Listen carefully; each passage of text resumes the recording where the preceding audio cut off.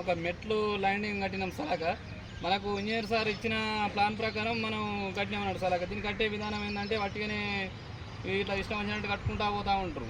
Mat paper మనకు sir ఇచ్చినప్పుడు మనకి ఏమైందంటే అంత పర్ఫెక్ట్గా దాని మీద కనబడదు. అది ఒక వీడియో కాల్ లెక్క మనం చూడం కాబట్టి ఇగో ఇట్లా ఇప్పుడు బీమ్ ఉన్నది, ఇక్కడ బీమ్ ఉన్నది, కాలిడు ర్యాంపు మనది ల్యాండింగ్ కూడా స్టాప్ అవుతాం.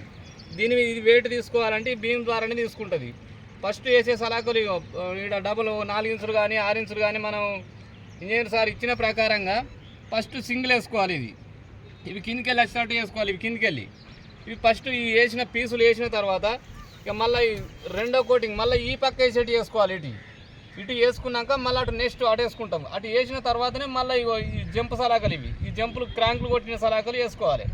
అప్పుడు డబుల్ మ్యాట్ వస్తుంది. డబుల్ మ్యాట్ వచ్చినప్పుడు ఈ వెయిట్ అనేది బీమ్ మీదనే తీసుకుంటుంది, పూర్తిగా బీమ్ మీదనే తీసుకుంటుంది. అయితే మనకు పేపర్ మీద అంత పర్ఫెక్ట్ కనబడది. మనం దాన్నే ఒకసారి చూసుకొని తిని సెట్ చేసుకోవాలి. ఒకసారి కిందికి అట్నే చూసుకుంటూ పోదాం.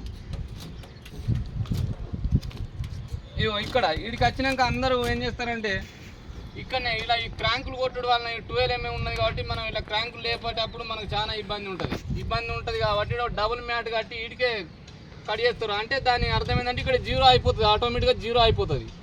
మన ల్యాండింగ్ మీద బాగా ఎక్కువ బిల్డింగ్ కంటే మనకు ల్యాండింగ్ మీద బాగా వెయిట్ పడుతూ ఉంటుంది. జంపు జంపిస్తూ ఉంటుంది. మనం ఇతర ముగ్గురు నడిచినప్పుడు కావచ్చు ఇట్లా అడుగులు మన వెయిట్ కంటే ఎక్కువ తీసుకుంటుంది.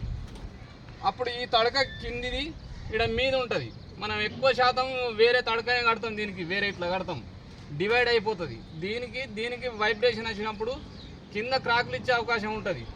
ఈ రకంగా పోయి ఇట్లా కిందికి రాదు, ఈయన జీరో అయిపోతుంది. కటింగ్ ఉంటుంది, తడక అంటే కటింగ్ అయిపోద్ది వీడికి. ఆ రకంగా అట్లా కట్టద్దు. కంపల్సరిగా మ్యాట్కు ఇట్లా రావాల్సిందే, ఇది మ్యాట్కు రావాలి. సేమ్ ఇదే రకంగా ఇట్లా వస్తాను కదా. మళ్ళీ ఇక్కడ సేమ్ ఇట్లా బీమ్ ఇచ్చిండు సార్, ఈ రకంగా ఇట్లా బీమ్ ఇచ్చిండు కదా. ఇక మళ్ళీ మనకు కూడా ఈ రకంగా కూడా దీని మీద లోడ్ తీసుకోవాలి. కాబట్టి మన కింది సలాక ఇక్కడ చూడండి, సేమ్ అక్కడిది అట్లే ఎట్లా చెప్పినాం సేమ్ అట్లే. ఇది కిందికి వేసిన తర్వాతనే ఒకటి తప్పించుకుంటూ ఒకటి వేసిన తర్వాత మళ్ళీ ఇవి వేయాలి. ఇవిగో ఒకటి తప్పించుకుంటూ ఒకటి మళ్ళీ ఇవి వేయాలి. కింది ఇవి వేసిన తర్వాత మళ్ళీ ఇవి వేస్తున్నాం. మళ్ళీ ఈ జంప్ సలాకలు మళ్ళీ వేసినాం. ఇవి ఒకటి తప్పించుకుంటూ ఒకటి అవి వేసినాక మళ్ళీ నెక్స్ట్ ఇవి పూర్తిగా ఇవి వేస్తాము. వేసిన తర్వాత ఇటు వేసేటి అప్పుడు ఇటు వేయాలి.